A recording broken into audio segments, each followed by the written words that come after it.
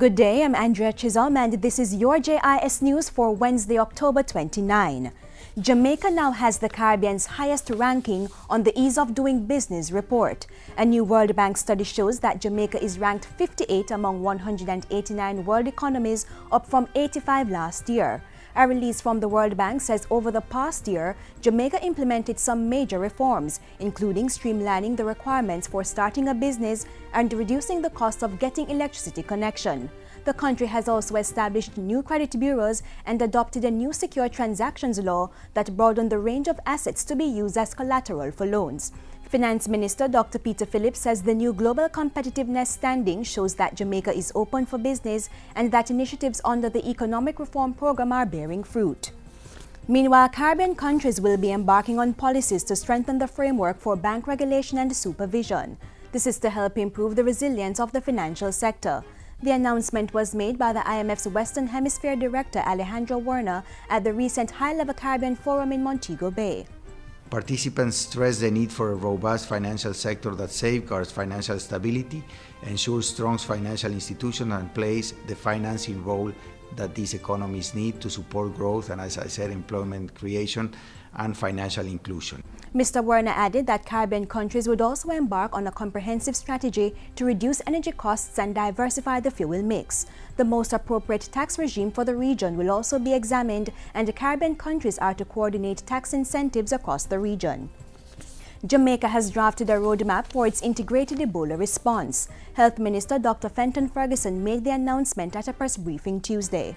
We are now in the process of working with all stakeholders to fine-tune the details. The roadmap is three-pronged and includes 1. Border security plan, health management strategy, and 3. Public education. Meanwhile, the health minister's advocacy for a regional response to the Ebola virus has not fallen on deaf ears. At Tuesday's press conference, Minister Ferguson said Cuba had agreed to assist CARICOM in the launch of a regional response to Ebola. And the Ministry of Health is affirming that it is operating according to the World Health Organization (W.H.O) protocols in implementing its Ebola prevention and response measures. These include adherence to a consolidated checklist that covers the steps to be taken and a timeline for action. Among other things, government is called on to ensure coordination of activities, rapid response, public awareness, and infection prevention and control. Procedures also need to be in place for case management at Ebola treatment centers and for safe burial, as well as epidemiological surveillance, contact tracing, improved capacity at labs and ports of entry, and development of human capacity. We recognize that we need to do continuous training and sensitization and to build the capacity of all the staff from the porter right up to those who clean the floors and the wards, the nurses, the physicians, even the records clerks, and those who take care of the dead body, the medical waste, etc.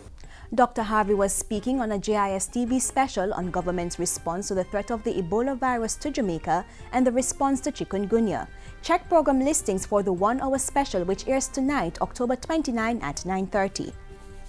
The medical community has endorsed government's recent decision to offer a nearly $5,000 subsidy on an important test for breast cancer patients. It was recently announced that the National Health Fund was extending its individual benefits portfolio to cover $4,800 of the cost for the breast cancer receptor studies test. It involves testing breast cancer cells to determine receptor status, that is, whether they are hormone receptors or biological receptors. The result of that test is important in making treatment decisions.